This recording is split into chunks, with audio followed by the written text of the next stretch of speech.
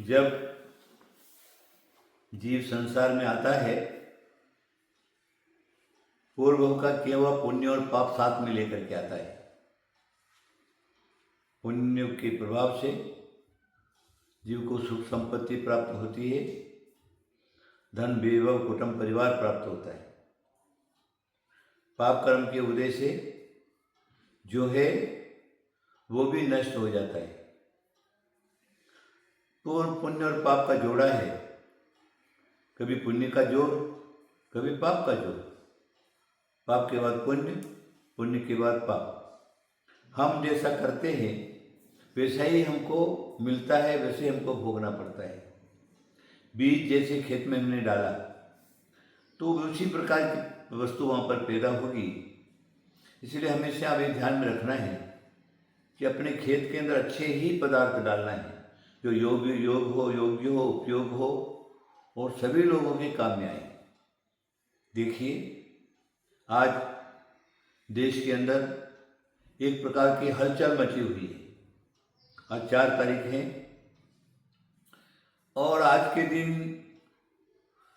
देश का प्रमुख कौन हो, देश का संचालक कौन हो, जो देश को अच्छे तरह से चला सके, गौर गरीब की सेवा कर सके, सबको प्रेम प्यार सिखाता हो, दया सिखाता हो, अहिंसा सिखाता हो, और जिसके मन में दया हो, गौर गरीब को देखने वाला हो और सबको समभाव से देखने वाला हो, ऐसा हमारा प्रिय नेता, उसका आज चुनाव होने वाला है।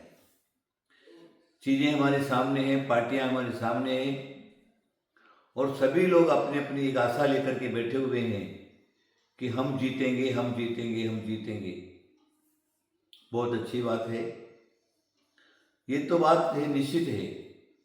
एक हारता है तो एक जीतता है, एक जीतता है तो दूसरा हार जीत अनादिकाल से संसार में जब प्राणी रहता है तो हार जीत तो उसकी होती ही रहती है, चाहे कहीं पर भी जाए।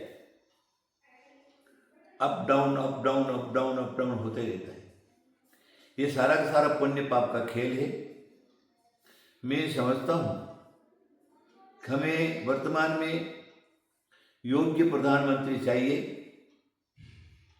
जो समदर्शी हो, समभाव हो, सभी धर्मों से प्रेम करने वाला हो, सभी जातियों से प्रेम करने वाला हो, सबको प्यार से रखने वाला हो, सबकी रक्षा करने वाला हो, देश की रक्षा करने वाला हो, सबको एक समान देखने वाला हो।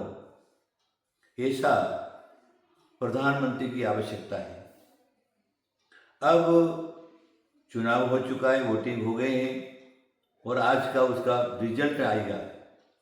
अब रिजल्ट आएगा, ये देखिए, प्रत्येक के मन में इस प्रकार का उत्साह है, रिजल्ट अच्छा आवे, रिजल्ट अच्छा आवे।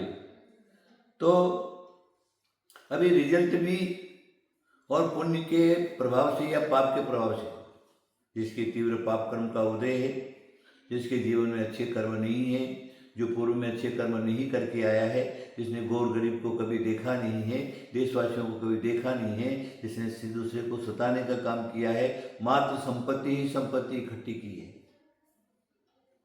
वो हार भी सकता है।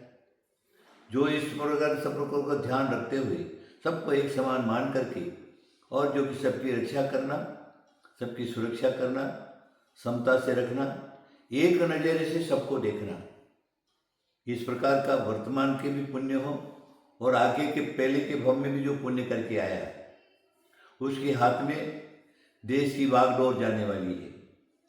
ये देश की बागडोर कोई सामान्य बात नहीं है, देश को चलाना सामान्य बात नहीं है। हमारे घर के अंदर 4 आदमी अगर हैं तो उसके मुखिया को घर चलाना मुश्किल पड़ता है। तो या तो पूरे देश को चलना है, पूरे भारत को चलाना है, पूरे इंडिया को चलाना है, पूरे देशवासियों को चलाना है, तो सामान्य बात नहीं है।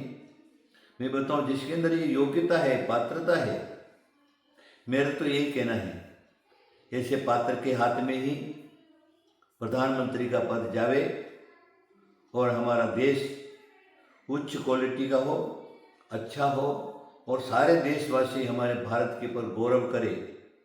इस प्रकार का अच्छा नेता हमें चाहिए और वो देश को चला सकते हैं।